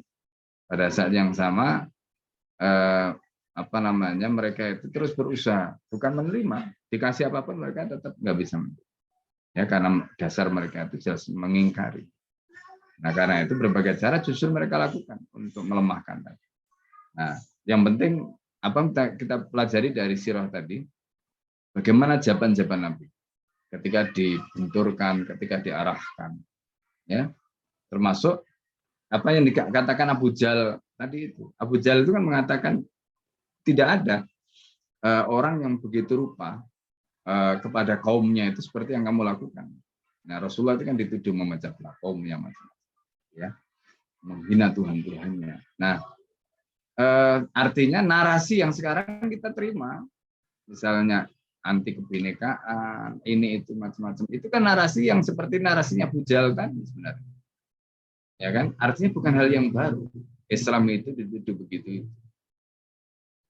Nah, jadi dari sini kita belajar sirah itu, kita bisa melihat ternyata ini cuma modifikasi saja narasi-narasi tadi dari narasi yang sebelumnya sudah ada di zaman dulu. Jadi ternyata otaknya orang kafir itu sama dari dulu sampai kapanpun itu sama. Ya, nah, kemudian ada orang munafik nanti di sana. Bagaimana mereka itu Muslim tetapi sebenarnya hatinya itu bisa jadi ya, karena nifak itu nanti ada dua, Bapak Ibu sekalian. Ya, sikap munafik itu ada dua. Ada munafik itu yang sampai murtad, ada munafik itu yang tidak sampai murtad. Jadi munafik yang sampai murtad itu seperti disebutkan dalam surat Al-Baqarah itu. Jadi wa minan nasi may yaqulu amanna billahi wa bil yawmil akhir wa ma hum bimu'minin. Jadi wa ma hum bimu'minin jelas sekali dalam Al-Qur'an. Mereka itu tidak beriman, berarti kafir. Tapi ngomongnya beriman. May yaqulu amanna billahi wa bil yawmil akhir. Kemudian di ayat berikutnya kan mereka disebut oleh Allah, yukhadi'un Allah, mereka menipu Allah. Walladzina amanu, dan orang-orang beriman, wa ma yakhda'una illa anfusahum, tapi mereka enggak bisa menipu kecuali menipu diri mereka sendiri. Nah, kenapa kok disebut begitu? Karena sebenarnya mereka kafir, cuma omongannya. Nah, jadi kalau kita lihat dari yang sikapnya kepada Islam, orang-orang munafik ini, itu kalau kita lihat pernyataan-pernyataan itu sudah sampai pada kafir sebenarnya. Ya, sudah sampai kepada murtad. Ya, kalau kita lihat pernyataan-pernyataannya yang begitu pedes, begitu sinis, begitu dengkinya kepada Islam, itu sudah sampai kepada situ. Ya, tapi ya itu kita kembalikan kepada Allah. Ya Allah yang akan. Tapi kalau kita menjelaskan berdasarkan penjelasan ulama tadi, ya begitu ya Bapak Ibu sekalian yang dimuliakan Allah. Baik, sampai di sini. Silakan kalau ada pertanyaan, dibuka aja pertanyaan, Pak. Silakan. Bismillahirrahmanirrahim. Assalamualaikum warahmatullahi wabarakatuh. Waalaikumsalam warahmatullahi wabarakatuh. Tadi disampaikan di depan bahwa kaum Quraisy jahiliyah itu sedemikian ngototnya menawarkan kepada Rasulullah SAW harta, tahta, wanita, segala macam yang mereka punyai, mereka mampu berikan dengan tawaran untuk Rasulullah menghentikan dakwah. Di satu sisi, kaum kafir Quraisy itu percaya akan keberadaan Tuhan, Allah. Bahkan ketika mereka bersumpah pun, wallahi, demi Allah. Nah, yang ingin saya tanyakan, Ustaz, sebetulnya apa sih yang sangat mereka pertahankan, yang sangat mereka takutkan kehilangan, ya, sehingga mereka itu begitu berupaya memberikan apapun yang mereka punya kepada Rasulullah SAW untuk sekedar menghentikan dakwah. Di mana di satu sisi sebetulnya mereka percaya akan keberadaan Allah, sebagaimana Rasulullah mendakwahkan akan keberadaan Allah itu sendiri, Ustaz. Syukran, Ustaz. Baik, langsung saja Pak Ustadz, silakan dijawab. Ya, terkait dengan apa namanya, sejauh mana ya, sebentar, baterai saya mau habis, saya atas dulu.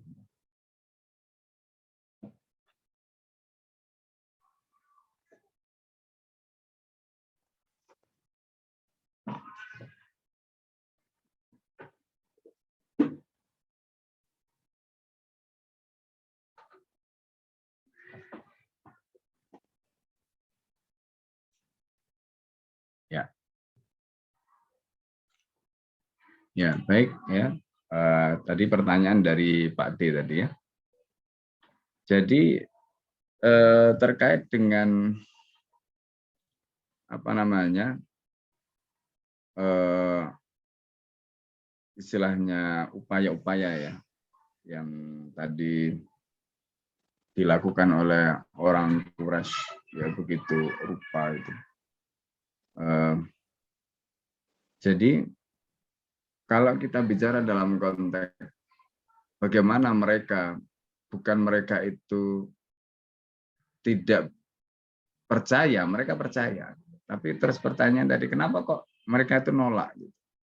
Tadi kita sudah singgung sebenarnya di penjelasan itu. Jadi jangankan orang kafir ya, orang yang sudah masuk Islam saja itu kan setan nggak hilang, ya kan? Setan itu nggak hilang.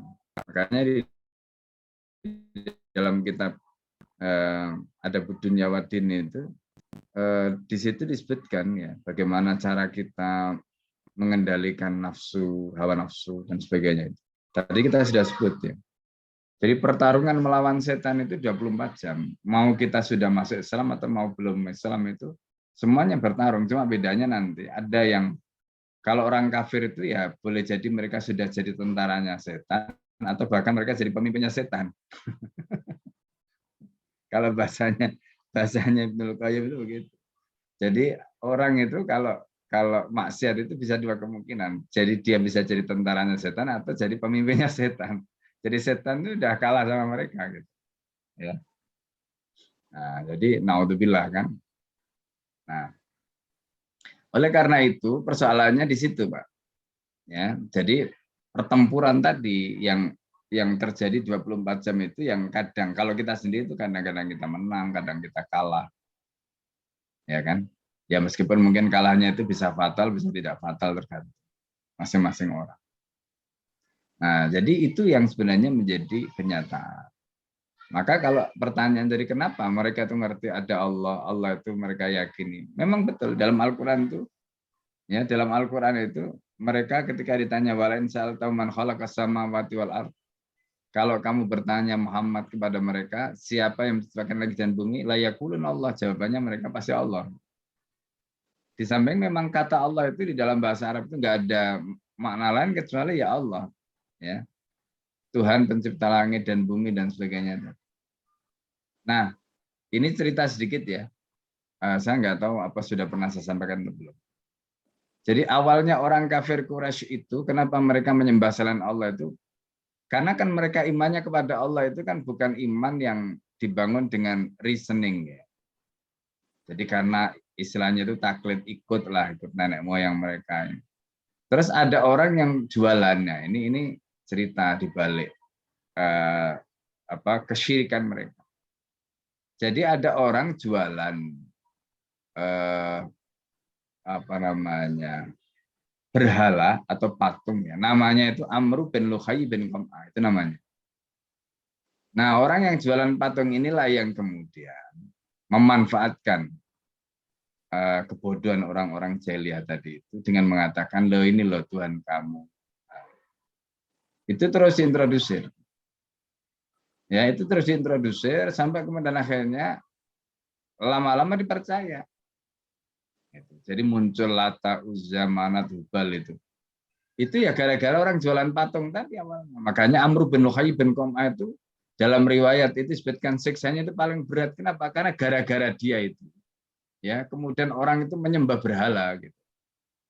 Ya, gara-gara dia itu orang menyembah berhala, makanya dosa-dosa penyembah berhala timpakan pada dia. Ya, nah dia itu cuma mencari untung gara-gara jualan, kan untungnya kan nggak banyak toh, tapi nipu orang itu loh. Nah ini makanya juga hati-hati nih. Ya. Gara-gara nipu orang, terus orangnya tersesat, akibat tersesat tadi itu, maka di akhiratnya itu dosa orang-orang tersesat gara-gara dia tipu tadi itu semua ditimpakan pada dia. Nah, itu Amru bin Luhai bin Qam'ah itu Pak ceritanya. Awalnya itu begitu. Nah, kemudian setelah itu, makanya kalau tadi muncul pertanyaan, mereka tuh tahu kok Tuhannya itu Allah kan, bukan Lata Uzza itu kalau ditanya bukan Lata dan Uzza. Kenapa kok mereka? Ya itu tadi ceritanya. Jadi antara reasoning mereka dan hati mereka. Jadi di satu sisi reasoning mereka mengatakan begitu tadi bahwa itu bukan Tuhan gitu, yang bisa memberikan manfaat dan mudarat. Tapi kemudian itu sudah menjadi kayak tradisi gitu loh Pak. Ya kan? Kayak tradisi lah. Sudah menjadi tradisi. Kita itu kan kadang-kadang begitu kan, ewo pekewo gitu. Kalau di kampung misalnya gitu ya. Kalau dulu zaman-zaman masih kecil-kecil itu masih ada Pak, budaya nyadran gitu kalau di kampung. Kalau pas mau nanam padi itu kan zaman dulu itu kan masih ada orang nyadran itu ya sesajen di batu-batu di gitu. Ya kayak kemarin lah yang lagi viral ditendang di atas gunung di Lumajang itu kan. Itu kan daerah situ kan daerah Abangan, Pak. Daerah Abangan. Islam tapi Islam Abangan gitu. Ya, Islam Abangan. Ya Islam tapi nggak pernah sholat, ya Islam jadi nggak pernah ngaji gitu. Nah, itu yang sering kali terjadi. Nah, jadi yang kadang-kadang kan ngerti bahwa itu salah, tapi mau ditinggalkan tuh ewo pekewo. Enak nggak enak. Nah, itu sama seperti kisah Abu Thalib, pamannya Rasulullah. Ya kan? Itu udah ngerti. Lalu menjelang wafatnya itu kan kemudian diajak. Sampai Rasulullah itu sedih kan. Karena Abu Thalib itu nggak mau masuk Islam. Nah, pertanyaan tadi, apa yang menyebabkan mereka kok kekeh gitu loh? Padahal udah tahu bahwa itu salah, bahwa yang disampaikan Nabi itu benar. Ya itu tadi karena ada ghorizatul baqa, Pak, ego. Nah, di ego itulah nafsu tadi itulah setan berada, Pak. Sehingga kemudian di situ terjadi tarik-menarik. Ya kan, tarik-menarik. Nah, jadi ketika dia diajak oleh Nabi masuk Islam, kata Abu Jahal dan kawan-kawan itu, kamu jangan malu-maluin. Kalau tadi kan disebutkan itu, pemegang kunci, itu maksudnya pemegang kunci Ka'bah itu kan bukan orang sembarangan. Ya kan, terus bayangkan pemegang kunci Ka'bah orang dipandang itu, terus dia, ya kayak sekarang lah, misalnya anaknya pendeta masuk Islam itu kan pendetanya malu. Ya kan, misalnya kayak gitulah ya. Itu kan, itu pertanyaannya apa yang menyebabkan seperti tadi itu? Ya ghorizatul baqa. Ya, nah ego tadi. Dia tahu agamanya salah. Kemudian agama Islam itu benar, tapi mau masuk Islam itu gengsi. Satu, bisa begitu. Atau karena mungkin ada privilege ya, kayak misalnya kayak pendeta itu kan dia mungkin dapat bulanan gitu kan. Kehidupan ini itu macam-macam. Gak usah pendeta lah kadang-kadang. Sekarang jadi ulama aja karena sering dapat amplop, ya kan, mau ngomong bener aja kan sudah kelu tulisannya. Nah, itu kan contoh. Jadi artinya itu bisa dialami oleh siapapun. Makanya tadi saya katakan musuh kita itu setan itu. Ya, musuh kita itu setan itu. Nah, itu yang benar-benar menjadi musuh kita dalam pertempuran 24 jam dengan kita itu. Jadi itu yang menyebabkan kenapa kemudian muncul sikap gitu, padahal ini nggak masuk akal, wong. Sudah tahu benar, sudah tahu dia salah, kok nggak berubah ya itu tadi. Ya, kalau sudah bicara soal ego itu kan udah nggak rasional, ya kan? Jadi kuncinya di situ, Pak Ade ya. Masalahnya karena tadi. Clear ya Pak Ade? Baik, yang berikutnya kita baca kolom chat dari Magai terkait dengan batas waktu kita berdakwah. Kira-kira pada saat memang sudah ditolak, apakah kita terus-terusan kita dakwahkan sehingga ada kemungkinan merusak persaudaraan. Nah ini bagaimana Ustaz? Kira-kira begitu simpulan dari sebenarnya begini, kita dakwah itu ya nggak ada batasnya, Bu. Ya dakwah itu nggak ada batasnya. Nah, karena begini, dakwah itu kan kewajiban ya. Kapan kita lakukan? Ketika kita melihat ada yang nggak benar. Ya. Dan seorang pengemban dakwah itu kan profesi yang ya istilahnya itu tidak mengenal waktu dan tempat. Ya, tidak mengenal waktu dan tempat. Jadi karena itu ketika kita berdakwah, selama di situ ada kemungkinan yang kita dakwah, ngajak kema'rufan yang kita dakwah gitu. Atau bahkan dalam kehidupan kecil di rumah tangga kita dakwah. Pada anak, pada suami, pada istri, pada anak, pada mertua dan sebagainya itu kita dakwah, termasuk ke tetangga dan sebagainya kita dakwah. Nah, terus pertanyaannya tadi, sampai batas mana? Karena boleh jadi ketika kita menyampaikan, kemudian akhirnya ada semacam resistensi. Nah, itu seringkali memang muncul. Nah, ini sebenarnya soal gaya saja sebenarnya, soal gaya. Jadi misalnya kita itu, makanya penting ya, sebelum kita berdakwah itu kita harus tahu pertama objek yang kita mau dakwah itu siapa. Kita pelajari karakternya. Ya. Orang ini kalau saya ngomong begini tersinggung dia. Nggak usah jauh-jauh lah. Kadang suami ngomong istri aja, istri ngomong suami aja kalau nggak pas kan tersinggung ya. Nah, itu kan bagian dari dakwah. Nah, terus kalau misalnya sudah kayak begitu, dia nggak segera bisa mengakhiri atau misalnya tidak bisa mengubah uslubnya, terus kenceng aja, yang terjadi apa? Pertikaian, perkelahian. Ya kan, itu sebenarnya bisa terjadi pada siapa, pada suami istri, pada pada orang tua sama anak, anak sama orang tua, atau dengan yang lain. Itu bisa terjadi, termasuk dengan teman dan sebagainya, bisa terjadi. Maka persoalannya sebenarnya bukan menghentikan, ya, tapi persoalannya adalah bagaimana kita mencari cara supaya dakwah tadi itu bisa diterima. Misalnya begini.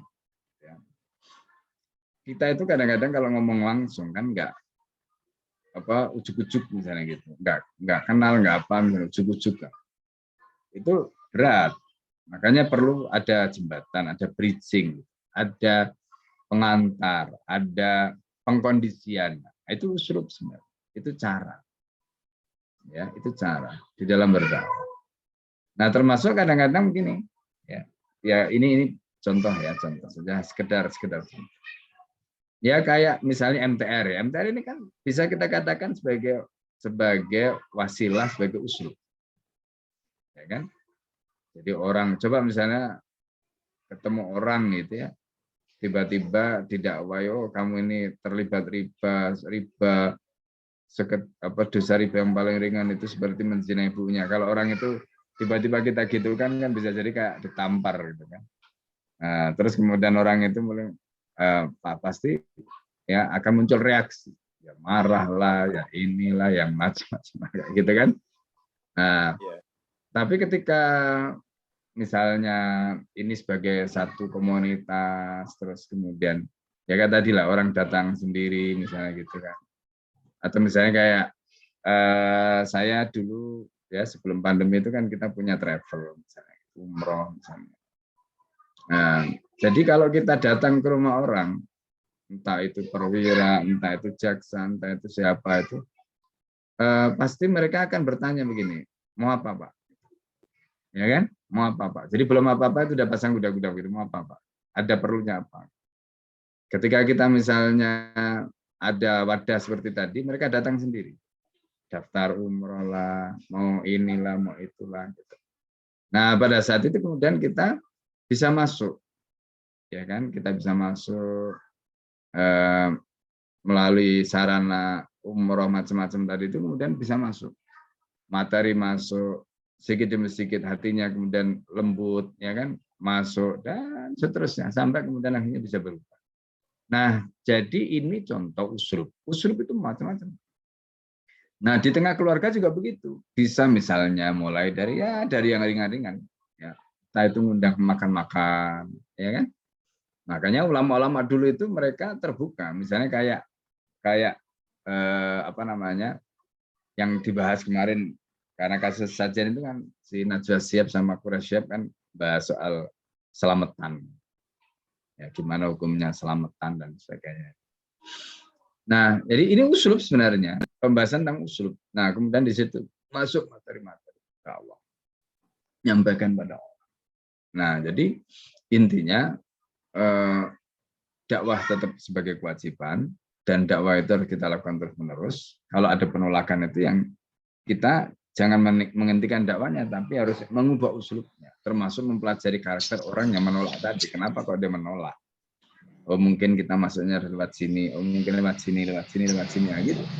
Itu caranya. Jadi supaya kemudian resistensinya tadi itu apa namanya bisa dikurangi, bahkan mungkin bisa dihilangkan, sehingga penerimaannya itu menjadi kuat, ya kan? Nah jadi gitu, Bu, ya. Jadi sebenarnya itu soal uslub.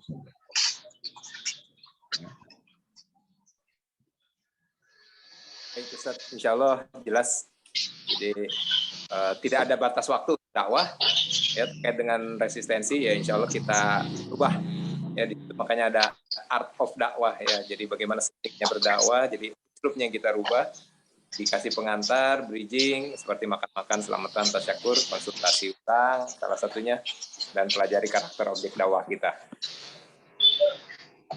Dipersilakan selanjutnya teman-teman yang ingin bertanya. Sekali lagi bagi Ikhwan, langsung saja raise hand dan open mic. Dan bagi Ahwat dipersilakan menuliskan di kolom chat. Jika belum ada lagi, dipersilakan kita mungkin lanjut baca di poin berikutnya, yaitu di halaman 45. Kami persilakan Pak Ade yang sudah siap untuk melanjutkan bacaan. Baik. Mendakwahi orang banyak. Imam Ahmad dalam musnadnya meriwayatkan dari Ibnu Abbas radhiyallahu anhu, ia menceritakan bahwa ketika Allah menurunkan ayat wa'angdir ashiratakal aqrabin, berilah peringatan kepada keluargamu yang terdekat. Quran surat Asy-Syu'ara ayat 214. Nabi SAW mendekati Bukit Safa, kemudian berseru, tolong, tolong. Maka berbondong-bondong orang mendatangi beliau. Ada yang datang sendiri, ada pula mewakilkan dirinya kepada orang lain. Kemudian Rasulullah SAW menyeru, hai Bani Abdul Muthalib, Bani Fihr, Bani Ka'ab, bagaimana pendapat kalian? Seandainya aku kabarkan bahwa ada pasukan berkuda di balik gunung ini yang siap menyerbu kalian, apakah kalian mempercayaiku? Mereka menjawab, ya. Rasulullah berkata, sesungguhnya aku adalah pemberi peringatan bagi kalian sebelum kedatangan azab yang pedih. Abu Lahab memaki, binasalah engkau sepanjang hari ini. Tidak bisakah engkau memanggil kami selain untuk urusan ini? Kemudian Allah menurunkan ayat, tabat yada Abi Lahab wa tab, binasalah kedua tangan Abu Lahab dan sesungguhnya ia akasa. Quran surat Al-Lahab ayat 1. Hadis serupa diriwayatkan oleh Bukhari dan Muslim seperti yang tertera dalam Al-Bidayah. Ya, sampai situ dulu ya. Baik. Jadi mendakwai orang banyak ini diriwayatkan dari Imam Ahmad ya, dari Ibnu Abbas.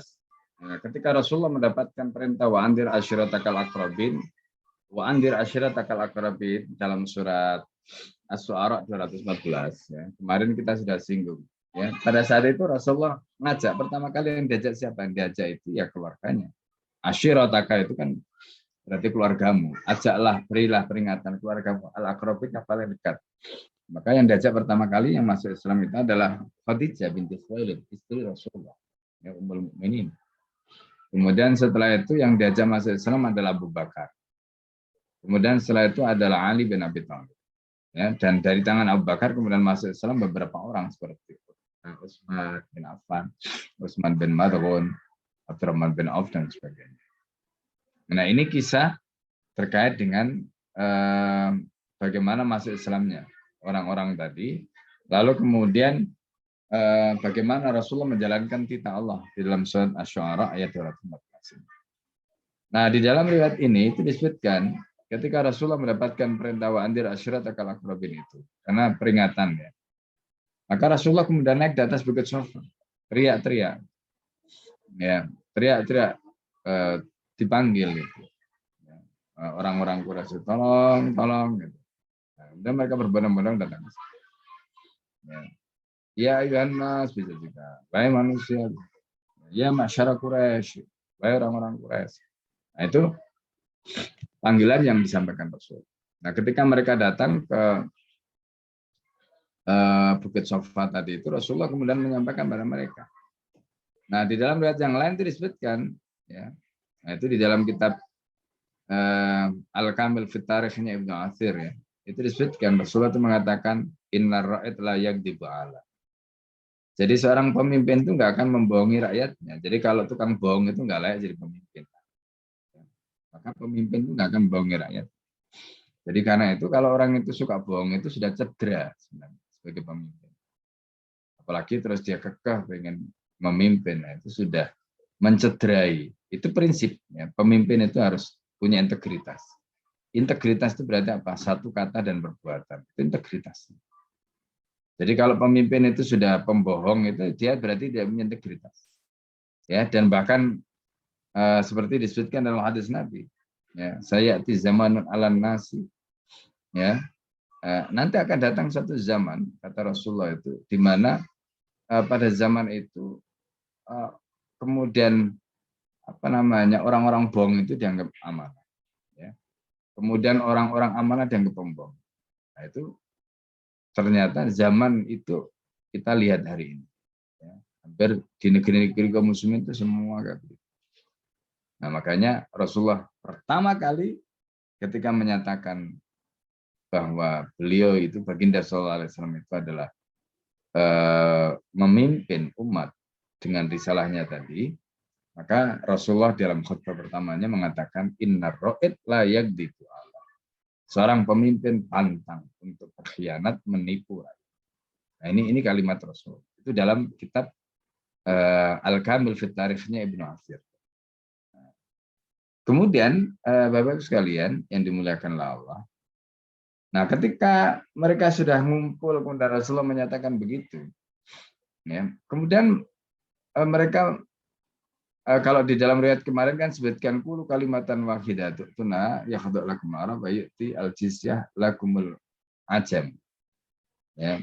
Tapi dalam riwayat yang lain disebutkan Rasulullah SAW itu menyampaikan pada mereka ini ya seperti ya Bani Abdul Muttalib, ya Bani Fihr, ya Bani Ka'ab, ya ma ra'yikum, apa pendapat kalian? Ya. Nah, apa pendapat kalian kalau aku sampaikan di belakang gunung itu ada ya, yang siap ya pasukan yang siap menyerbu kalian? Maka mereka mengatakan kami yakin, kami percaya karena kamu tidak pernah bohong. Nah, ini coba kalau pemimpinnya pembohong kan percaya kamu tidak pernah bohong. Nah, makanya Rasulullah disebut al-amin, as-shadiq, al-masduq. Orang yang benar, orang yang jujur, orang yang dinyatakan benar dan dinyatakan jujur. Itu as-shadiq. nggak pernah boleh. Ya jangankan ucapan, jangankan perbuatannya, kedipan matanya Nabi saja itu nggak pernah. Itu Rasulullah, ya, Bapak sekalian. Nah, lalu kemudian Rasulullah menyampaikan ketika mereka mengatakan ya kami percaya. Rasulullah kemudian menyampaikan sesungguhnya aku ini nadirun, ya. Jadi ini nadirun, itu. Bayana ya desa. Aku adalah pemberi peringatan di antara atau di depan hari kiamat. Jadi maksudnya apa? Pemberi peringatan. Kalau kalian tidak mau mengikuti, kalau kalian tidak mau taat, kalau kalian tidak percaya, maka kami memberi peringatan pada kalian ya di antara hari kiamat tadi. Nah, itu kata-kata Rasulullah. Lalu kemudian Abu Lahab memaki-maki. Tabban laka ya Muhammad. Tabban laka. Alihadzal amr jama'at. Untuk urusan ini kan celaka kamu Muhammad. Ya, tabban itu kalau dalam bahasa Arab itu pisuan, kalau orang Jawa itu misuh. Ya, tahulah ya bahasa pisuan ya, bahasa misuh itu. Kalau orang Jawa itu misuh itu ya bukan hanya kurang ajar ya, itu kurang ya kalau pernah dengar ceramahnya Gus Nur, nah itu pisuannya orang Jawa. Ya, itu kan. Nah, itu kalau orang Arab bilang tabban laka ya Muhammad. Alihadzal amr jama'at. Apakah untuk urusan kayak begini kamu kumpulkan? Allah yang marah. Allah yang marah. Ini utusannya menyampaikan ayat Allah ditaban-tabankan, dimaki-maki, dipisui gitu ya. Langsung Allah turunkan surat Al-Lahab itu. Langsung Allah marah ya.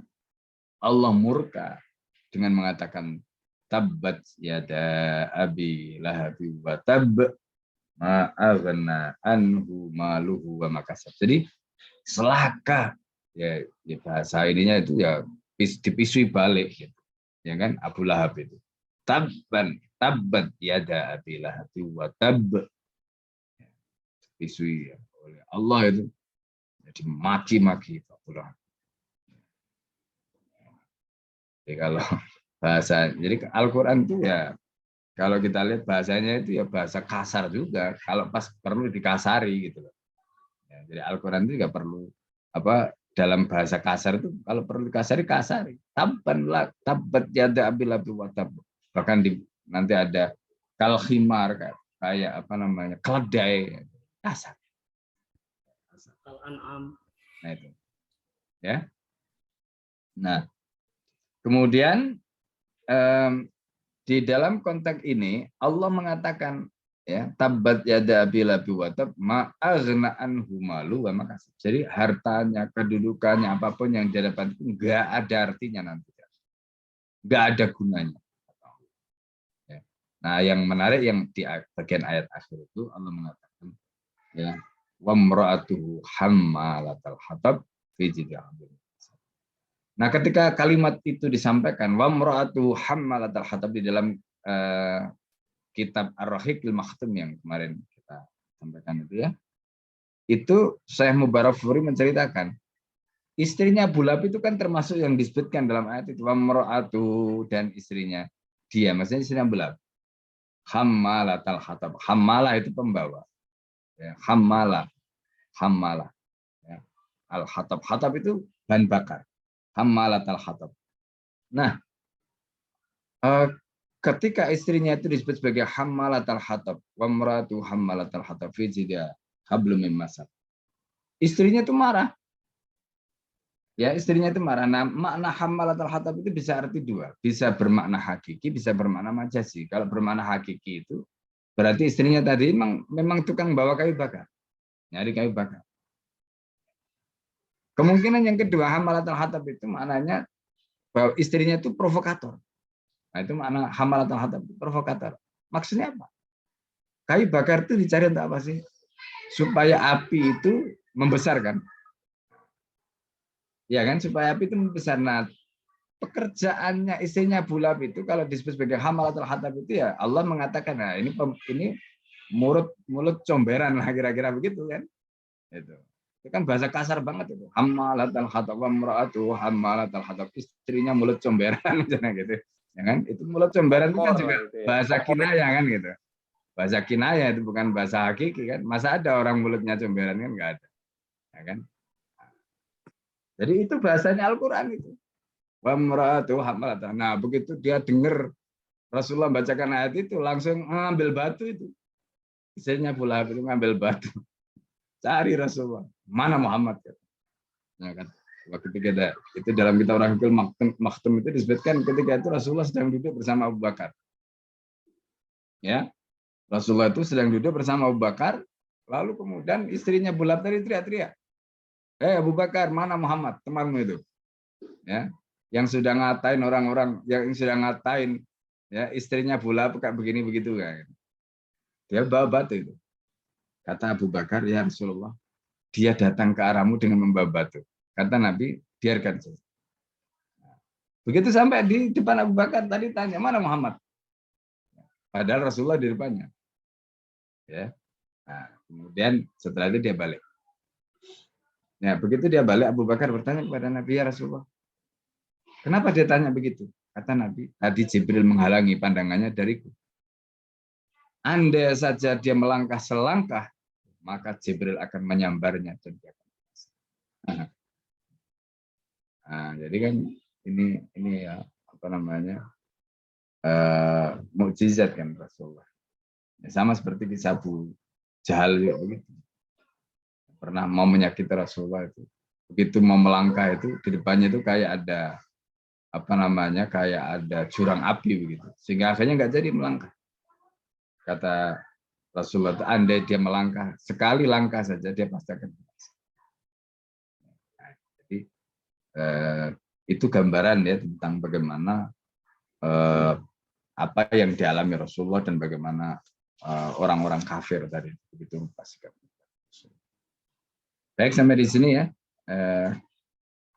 Bapak-Ibu sekalian yang dimuliakan Allah. Semoga apa yang kita pelajari pada hari ini menjadi ilmu yang bermanfaat. Silakan. Silakan sebagai penutup dari materi yang pekan ini dan mungkin ada pesan-pesan untuk kita semuanya. Sekaligus tutup doa. Ya. Jadi Bapak-Ibu sekalian yang dimuliakan Allah, pelajaran apa yang bisa kita ambil dari perjalanan dakwah Rasulullah? Tadi kita sudah sampaikan bahwa dakwah itu hukumnya wajib. Ya, dakwah itu hukumnya wajib. Baik itu kepada pribadi, kepada dua orang, kepada kelompok hukumnya wajib. Nah, dakwah itu tidak perlu menunggu hasil. Ya, apapun yang kita dakwakan hasilnya itu tetap kita dapat pahala. Mau direspon positif, alhamdulillah, direspon negatif, alhamdulillah. Dua-duanya dapat pahala. Nah, kalau kita melakukan amal motivasinya seperti itu, maka insya Allah kita istiqomah. Ya, insya Allah kita istiqomah. Nah, karena ini yang penting.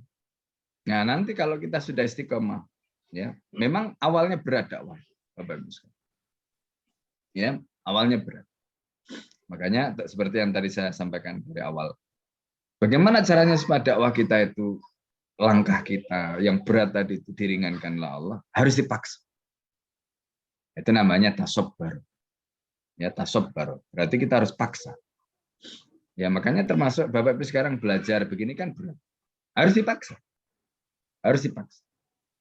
Nanti setelah dipaksa, lama-lama jadi biasa. Ketika sudah biasa, muncul kenikmatan.